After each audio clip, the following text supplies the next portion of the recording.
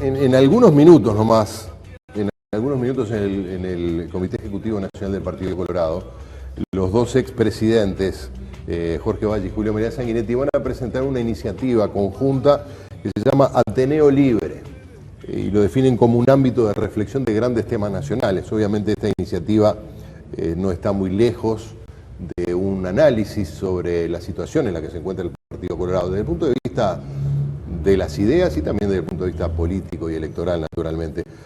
Sanguinetti Valle, muchas gracias por acompañarnos, por estar hoy en este programa. Gracias a usted. ¿Es la primera vez que dan una entrevista en conjunto? En conjunto sí.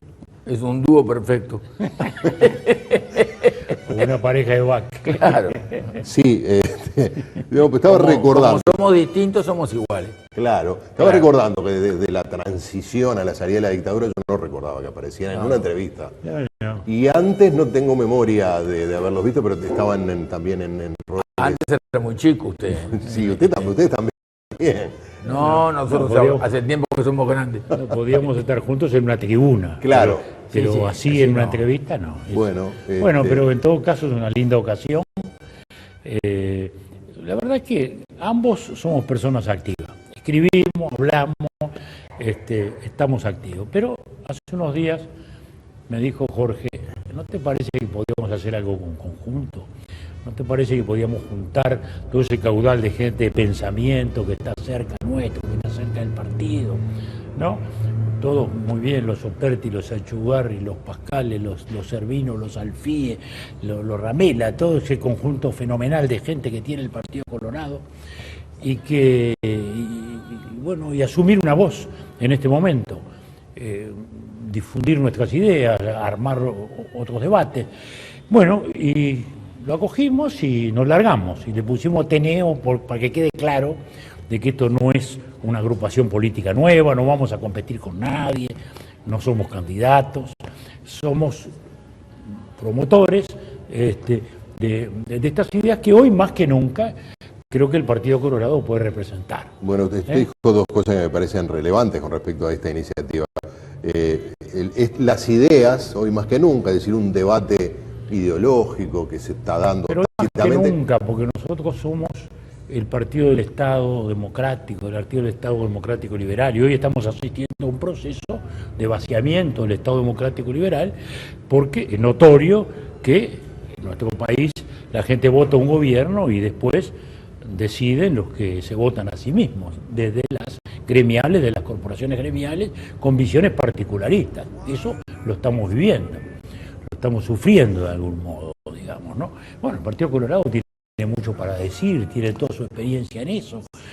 Lo mismo lo podemos hablar de la educación, lo mismo podemos hablar de nuestra visión del mundo, ¿no? El Partido Colorado es internacionalista por definición, y hoy una actitud ideológica de sospecha frente a todo lo que es global, a todo lo que viene del mundo, a todo lo que viene de lejos, nos conduce una vez más a esta suerte de frustración que estamos organizando, desgraciadamente como país, y yo lo lamento porque realmente no podemos sino lamentarlo, ¿no? Ya una vez pasó el tren, como se dijo, cuando el TISA, y ahora estamos perdiendo de nuevo. Entonces, sobre estas cosas el Partido Colorado tiene experiencia, pensamiento y también mirada hacia el futuro.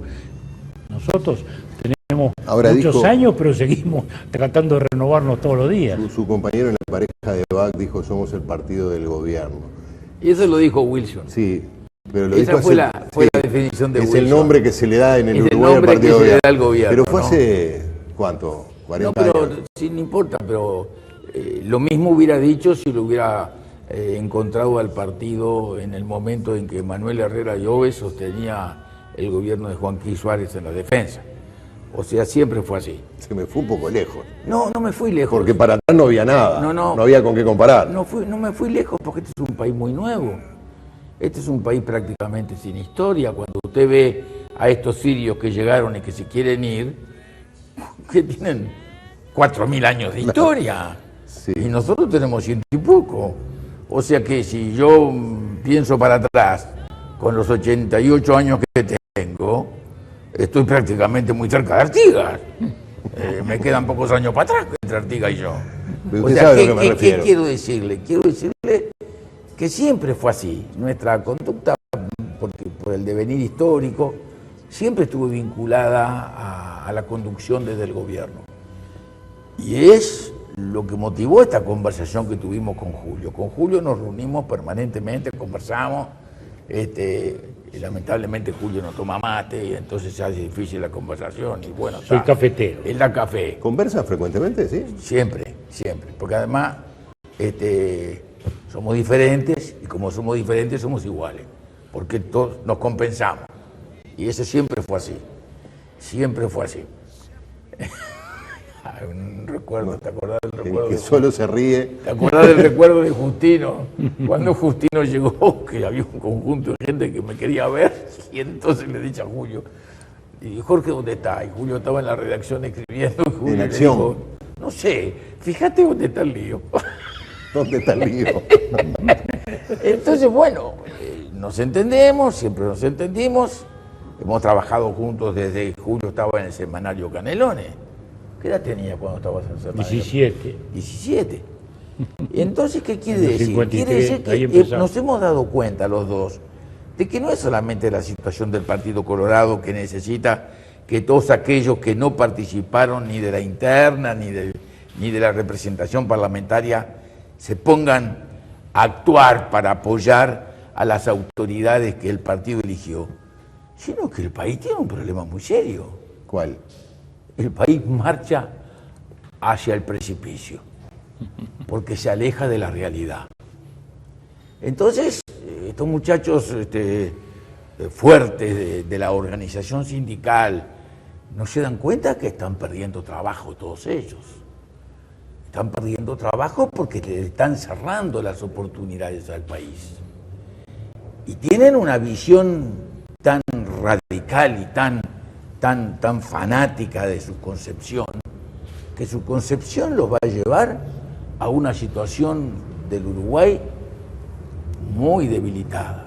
Un país que no tiene capacidad de formar a sus jóvenes. Un país donde en el barrio Casaballe, este va al liceo público y este va al liceo Impulso, y este estudia y este no estudia nada.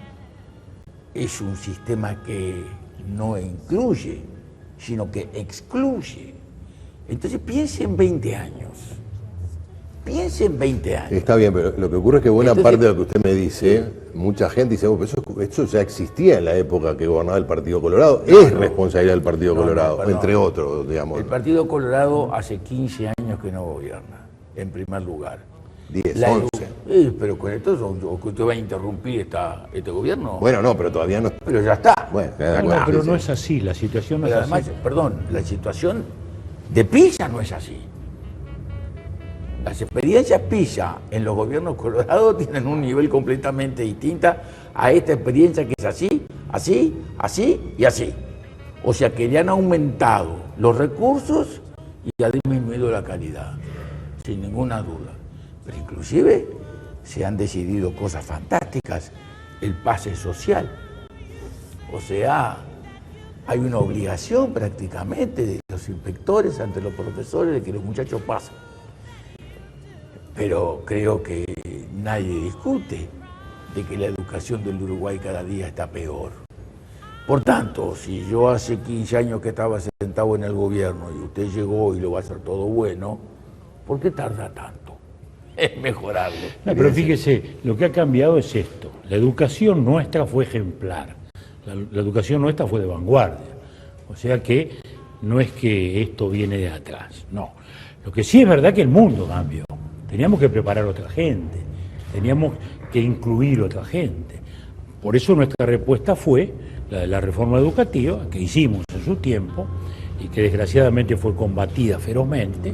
¿Y los bachilleratos? Y que luego se combatió. Y hoy, 15 años después que nos perdimos ya una generación, se reconoce que la escuela de tiempo completo era el camino, que el bachillerato tecnológico era el camino, ¿no? Y ahora estamos en un gran debate educativo donde no se discute la sustancia, que son los programas, las estructuras curriculares, porque ese es el gran asunto, digamos. ¿Y los libros? Seguimos discutiendo poder. ¿Y qué me decís de los libros? Sí. Biología segundo año. Le dicen a ver cuántos huesos tiene usted.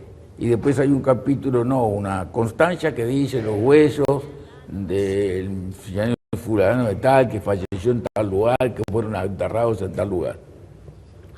¿Qué tiene que ver con la biología? Otro matiz que tengo con respecto a lo que dijeron en la primera pregunta, que no es menor, y ya entrando en tema. Dice, bueno, el Partido Colorado es el partido del gobierno. Y cualquier televidente menor de 40 diría, no, el partido del gobierno es el Frente Amplio, porque lleva 15 años en el gobierno. Es casi una generación, media generación. Bueno, pero de los cinco gobiernos, o los 6 gobiernos después de o 5 y pico, después del golpe de Estado, 3 fueron nuestros. Y cuando decimos somos partido gobierno, estamos hablando de la mentalidad. Estamos hablando que hoy no somos simplemente oposición, somos alternativa, digamos, alternativa de pensamiento, es lo que estamos hablando, ¿no? El partido de gobierno en el sentido de que no nos pensamos ni nos sentimos simplemente en la trinchera de la oposición. Nos sentimos desde el gobierno y en el pensamiento que tiene que tener un partido político, que es ese. Y entonces por eso es que tenemos miradas tan distintas con el gobierno actual. Cuando nos preocupa el Tilla.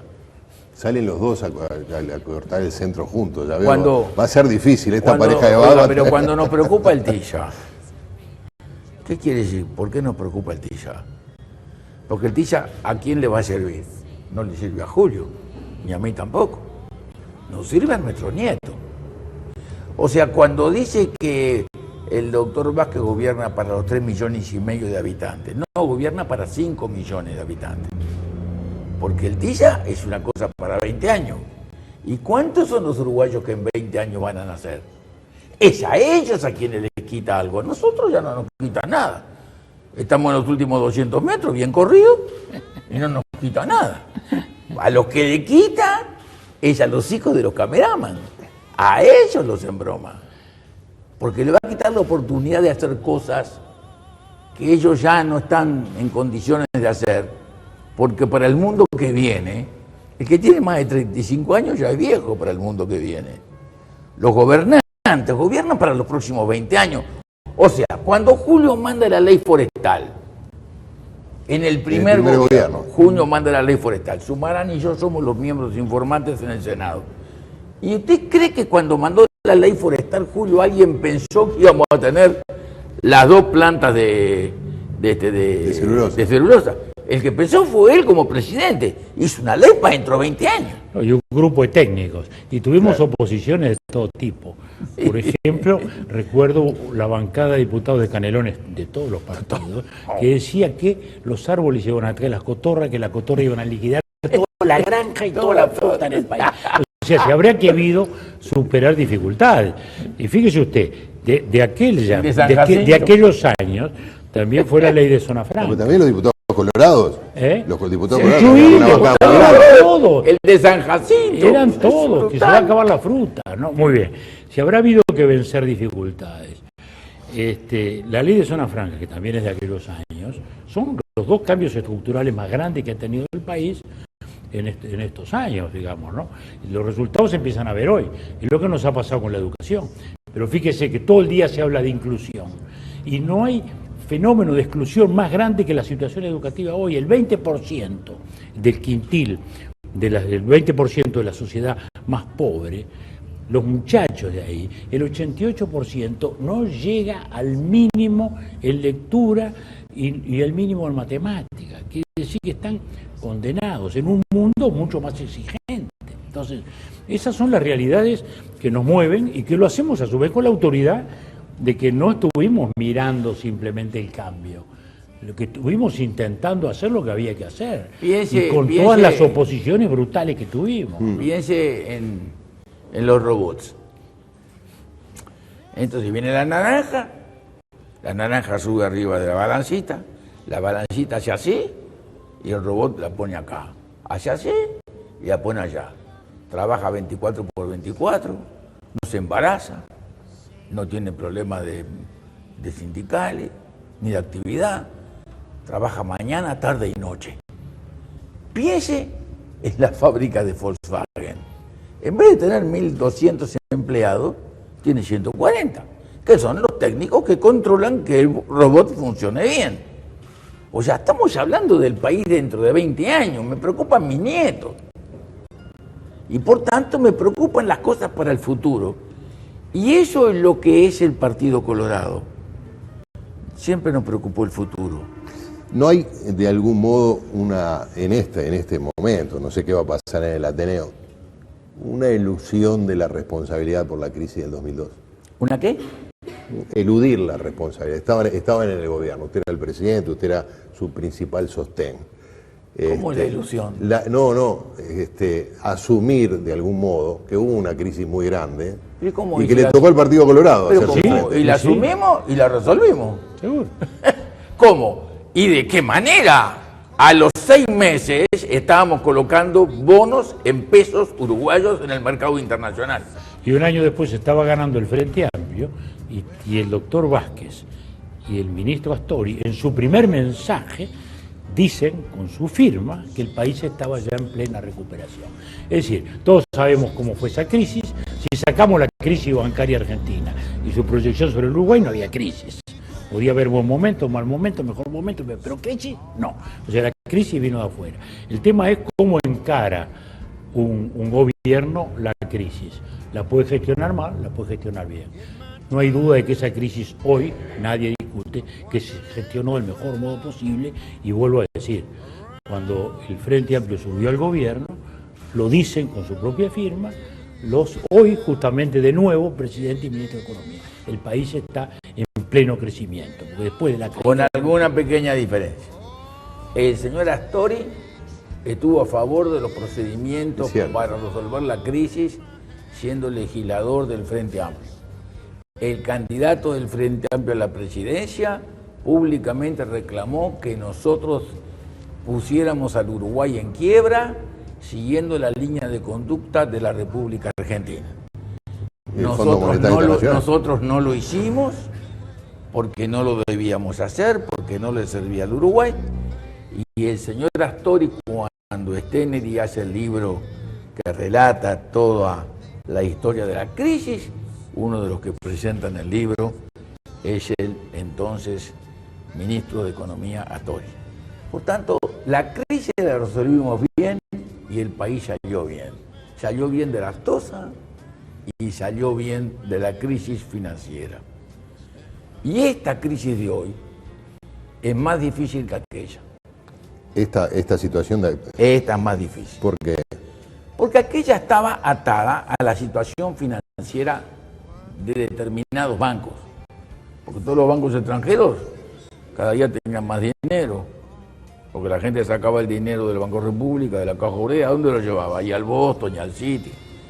Mientras que esta es una crisis que tiene un área no resuelta y en crecimiento dantesco, la seguridad. Un área no resuelta y en decrecimiento espantoso, la educación.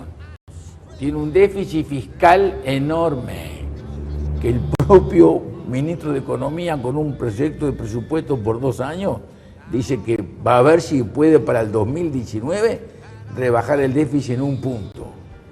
Tiene una inflación muy alta. Está el gobierno anunciando todos los días que vende moneda extranjera para impedir que el dólar suba. ¿Qué le está diciendo?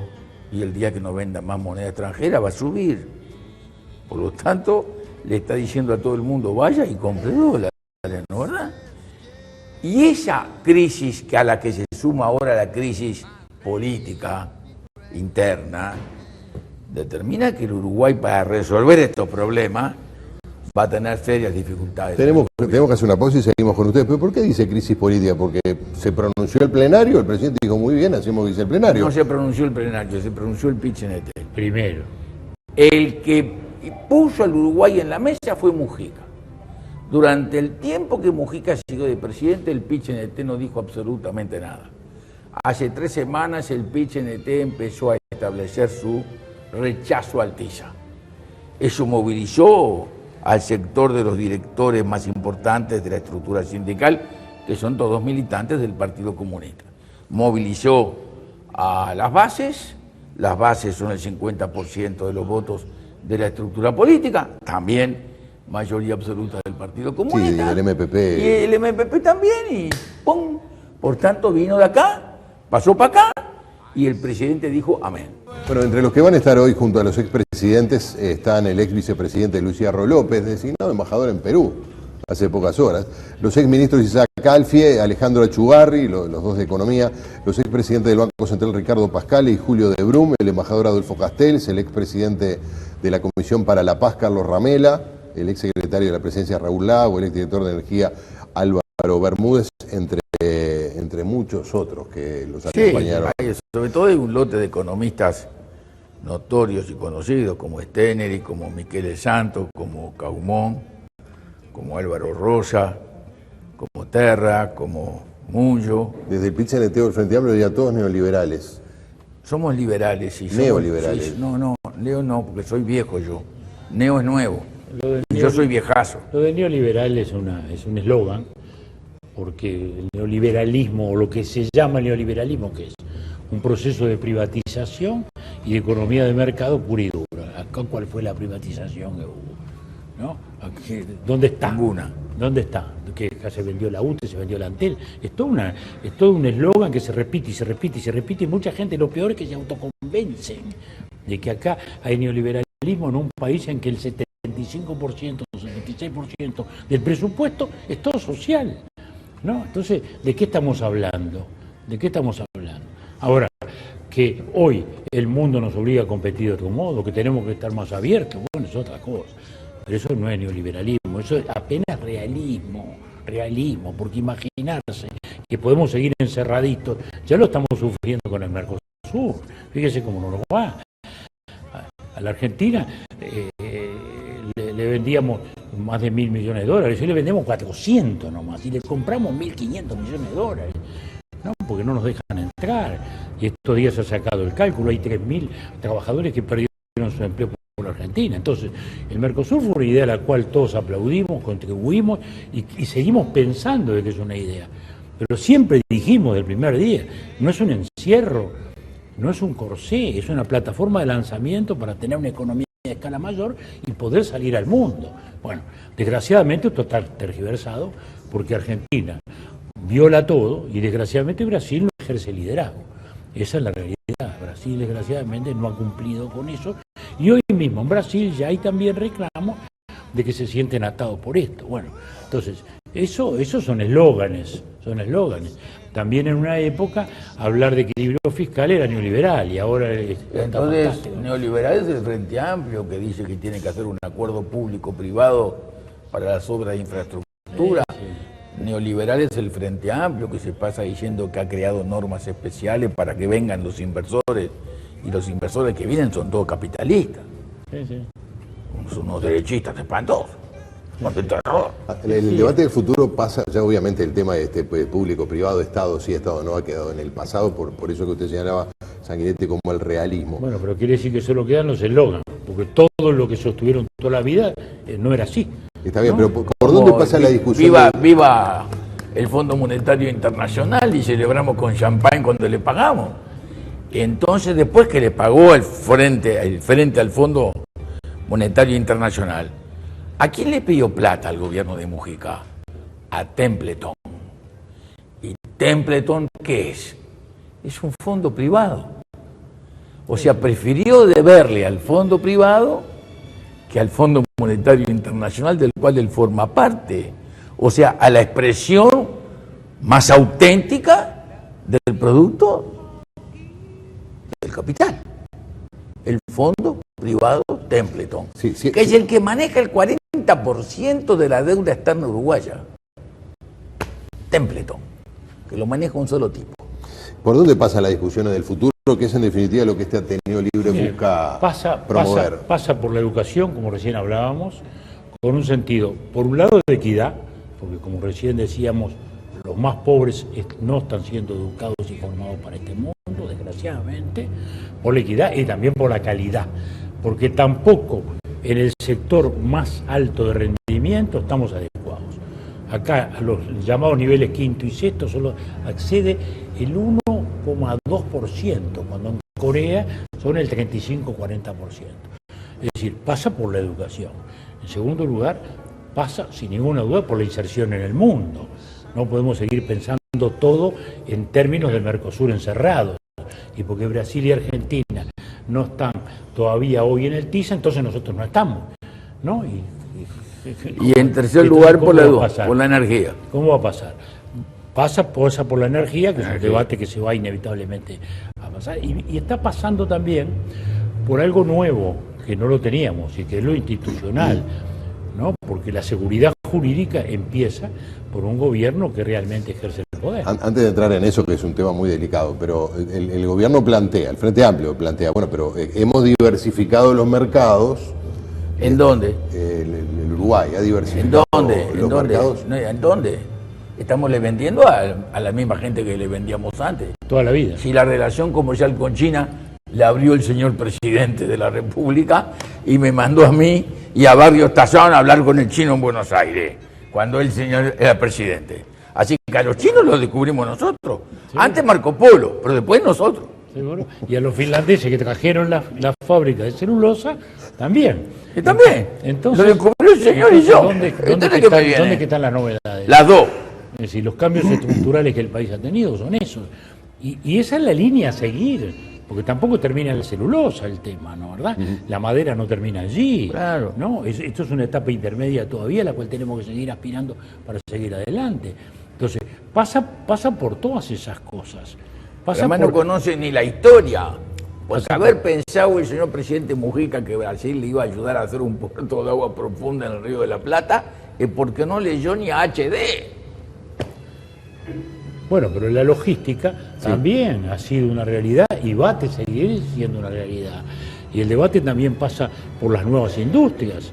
Usted lo ha señalado, todo lo del software, todo lo de las telecomunicaciones, todo ese mundo nuevo en el cual se ha incorporado una generación joven, una generación inquieta en el país y que tenemos que promover y desarrollar.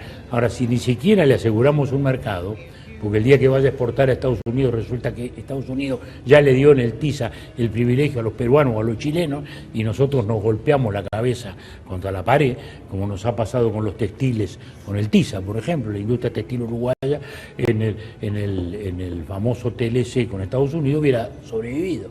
Y no sobrevivió porque murió frente a los privilegios de las otras industrias, no solo la coreana y japonesa, la colombiana también. Es decir, esas son las cosas que nos han ocurrido y por ahí es que está pasando el futuro. El futuro no está en pelear contra la globalización, que es un hecho científico y técnico que nadie mover. Imaginar que la globalización es un plan diabólico, no, es un hecho, como fue la revolución industrial, es un hecho. ¿Por qué habla de Además hay otra cosa muy grave en el Uruguay. El Uruguay está más o menos desde el punto de vista industrial, más o menos como en la época de la colonia. Exporta lana sucia, cuando durante 100 años hicimos una industria textil que se desarrolló. Mi padre dio una pelea formidable para poder pasar de la lana lavada a los tops de lana y ahora estamos exportando lana sucia a China. El Uruguay exporta cuero salado, porque ya la fábrica de Curtiembre out. Quiere decir que el Uruguay no exporta arroz limpio, exporta arroz con cáscara, porque tiene $160 de ventaja a Estados Unidos en el arroz en el mercado peruano. Entonces ya ni lo limpiamos el arroz, lo mandamos con cáscara. O sea, un hombre que trabaja en un telar yacar no es un operario que sube bolsas, es un semitécnico. Todo eso que el Uruguay desarrolló durante 100 años, lo hemos perdido todo.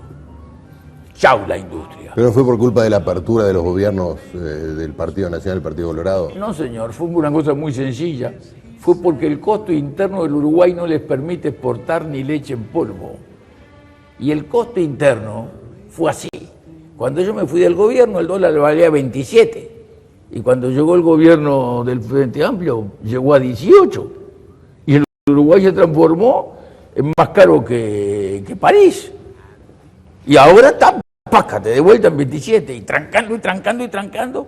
Porque para poder venderle algo al Brasil, tiene que valer mucho más. Por tanto, en el viernes de tarde, usted va a Manuel Díaz y mira todos los autos que van de Tacuarembó a Santana do Livramento. Yerba, aceite, café, harina, azúcar, todo mucho más barato, y llenan el tanque de combustible y vienen para Tacuarembó de vuelta y pasean con los chicos el fin de semana. Están contentísimos. ¿Por qué hablaba de temas institucionales de Sanguinetti? Bueno, porque digamos que todos pensábamos que el PCNT en definitiva era más o menos una rama sindical del Frente Amplio. Hoy, desgraciadamente, estamos viendo lo opuesto.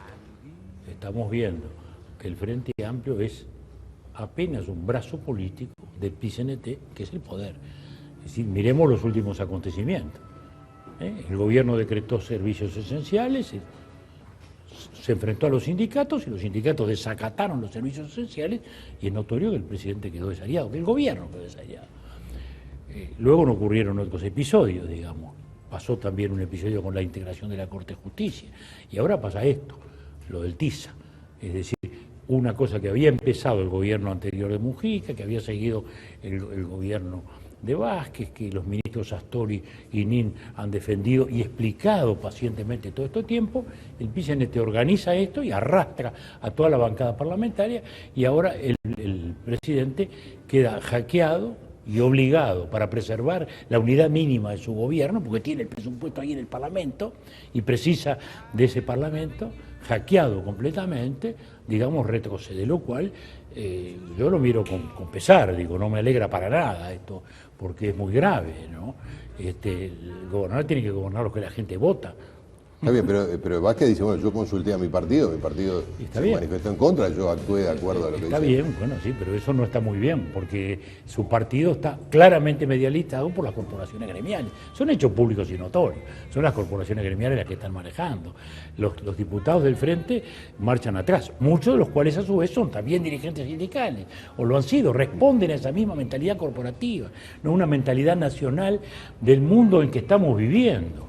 Entonces, ese es un tema muy serio. Tengo algunas preguntas que han hecho los televidentes a través del hashtag El País TV, vamos rápidamente a pasarlas.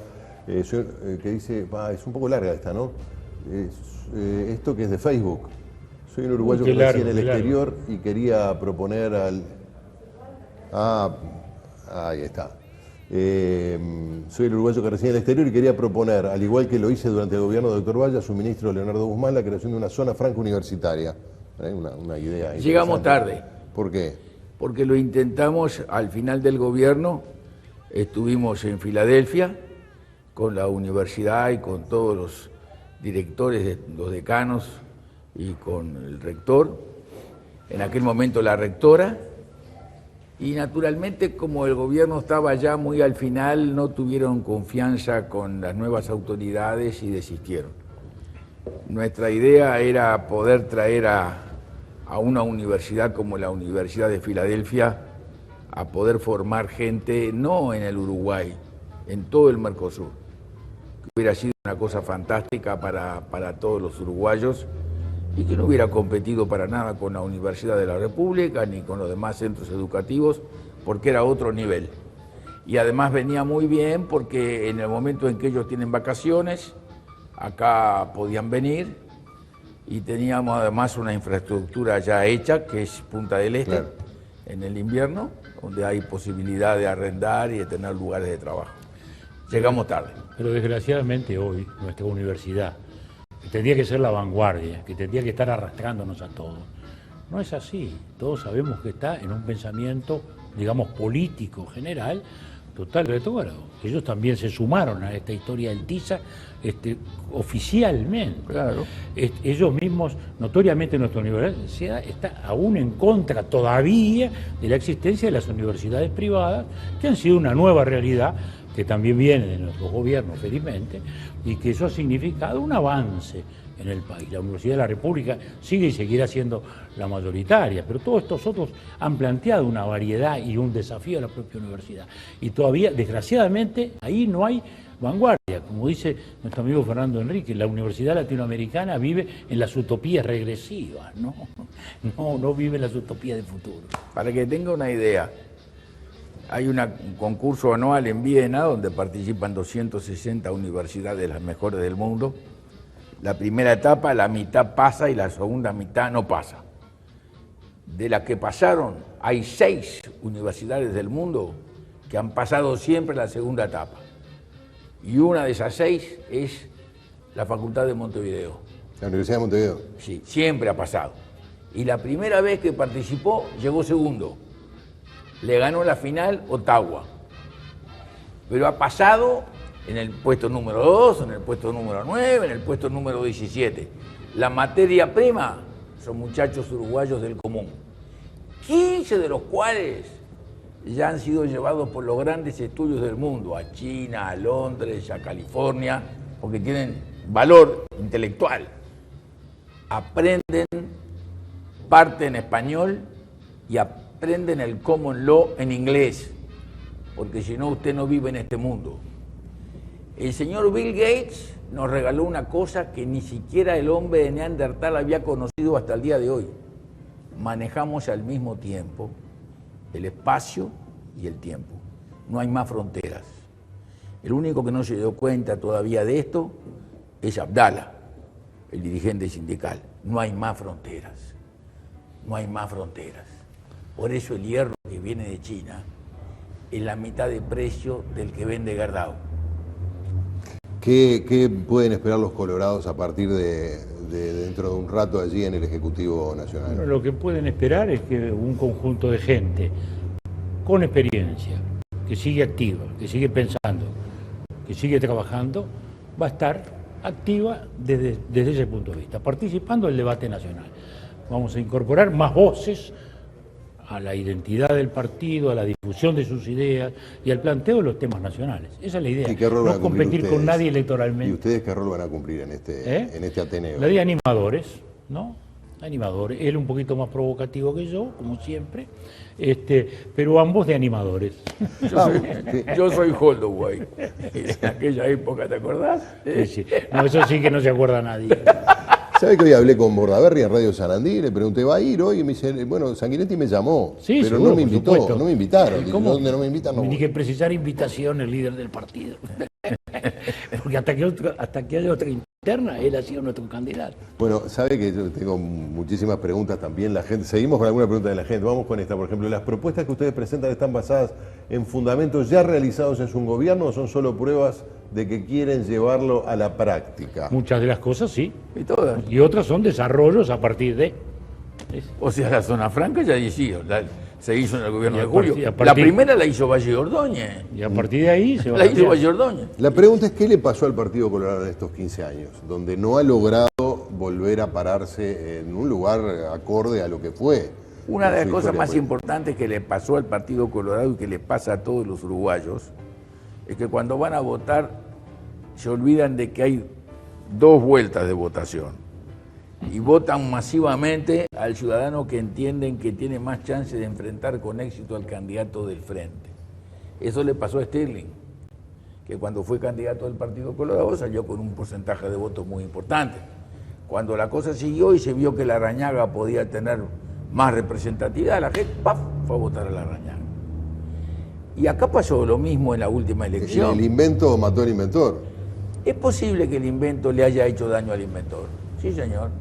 Sí, sí, porque no Pero se mire hizo. que este invento, vaya a saber para cuántas cosas más va a servir, ¿eh? A ver.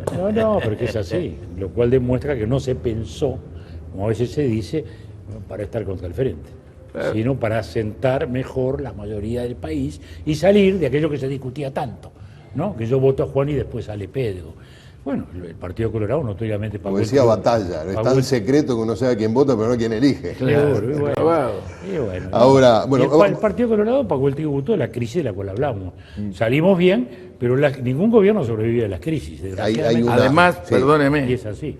si la elección hubiera sido en noviembre del 2003, el Frente Amplio ganaba por el 60% de los votos. Ganó por el 1%. Bueno, el 1% por arriba del 50%. El 1%. Sí, pero los otros dan 49. O sea que de 50 a 100, ¿cuánto va? 49. O sea que si usted tiene 49 y yo tengo 51, usted bien. ganó por este pedacito. Pegó un salto. Y si el la frente. elección hubiera sido en noviembre del 2005, con el crecimiento que el país tenía, ¿Le parece? Sí. ¿Cómo me parece? Así que no le pareció que hubo un crecimiento del 11%. No, eso es objetivo. ¿Y por qué no iba a seguir creciendo? Entonces Ya estaba razón por la creciendo. cual... Pero piense en Europa. Ya estaba creciendo. Usted Sí, es un sí, hombre está claro. internacional. Muchas gracias. Piense en Europa. Rajoy le gana a Zapatero y Hollande le gana a Sarkozy. ¿Y por qué pasa eso? Y por la crisis. Sí, la crisis Sí, claro, el gobierno siempre paga la Desgraciadamente. gente. Ahora hay ¿Y una qué- idea qué- que... qué una cosa? Sí, ¿Y no será esto lo que está empezando a pasar? sí. ¿No será lo mismo lo que está Pero empezando el gobierno a dice pasar? que no hay crisis, que sí, va a haber crecimiento. En Yo una creo que va a ser palabra, más moderado. el gobierno dice que no hay crisis, entonces que salga al almacén y pregunte cuánto vende. Espere, porque tengo la última maldad para tirarle antes de que se vaya. Seguramente este argumento lo escucharon 1000 veces y 1000 veces se enojaron, pero es algo que se maneja incluso a nivel académico. El vallismo, ese gran tronco ideológico y filosófico del Partido Colorado, vivido por los uruguayos casi como parte de la constitución del uruguayo medio, está en el Frente Amplio. Mire, el Y esa es la vallismo, clave. el vallismo y el Frente Amplio no tenemos nada que ver. Primero, nosotros somos democracia liberal, ellos no, porque alguien que aplauda a Venezuela y Cuba no es de democracia liberal. Punto uno. Punto dos. Nuestra mirada social es una mirada hacia arriba, es de promover a través de la educación, no de igualar hacia abajo, como desgraciadamente estamos viviendo. Esto es fundamental desde todo punto de vista. En tercer lugar, nuestra visión es la de promoción a través de la educación y no de lo que desgraciadamente está ocurriendo. Nuestra visión es la de un Estado laico.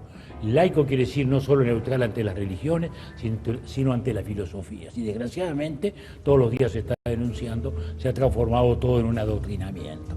Es decir, nos separan enormes distancias, y la invocación del vallismo en todo caso nos deja muy orgullosos, porque quiere decir que ahora todo el mundo quiere ser vallista, porque la construcción del país, porque el país fue un éxito, porque el país vallista fue un éxito. Valle, tenemos que cerrar esta entrevista. Una cosa muy sencilla. Cuando falleció Lenin, Valle y Ordóñez escribió un memorable artículo en el diario El Día, que fue la base del discurso que hizo Julio en Moscú. Y Julio hizo una referencia, con la buena memoria que tiene, de esas palabras. Valle reconoció el esfuerzo que Lenin había tratado de hacer en favor de la gente más humilde y también estableció claramente su diferencia absoluta con el pensamiento de Carlos Marx. O sea, el Frente es hechura del pensamiento marxista. Y entre el pensamiento marxista y el pensamiento colorado-vallista, la diferencia es abismal. No se lo ha logrado sacar de Abismal. arriba. No, y además hay otras cosas que a veces, ahora parece que las políticas sociales nacieron aquí. Estamos a 100 años de la ley de 8 horas, estamos a más de 100 años de los liceos departamentales, ¿no? Y estamos a 30 años de los centros CAIF que fundamos nosotros, digamos, ¿no? Porque tampoco nacieron de hoy. Las asignaciones familiares que tanto se habla son del año 42 del gobierno Amesa. ¿No? Es decir, la historia del avance social del país es la historia del vallismo. Bueno, Además, en todo caso, confiamos en que esto pueda trasladarse deberían honrar la políticamente. memoria de Bismarck, que fue el que inventó las políticas sociales. Pero desde el autoritarismo, y el vallismo lo hizo desde la democracia. Esa es la gran diferencia con Bismarck. Gracias por acompañarnos. Gracias a ustedes. Gracias a ustedes. Éxitos en el...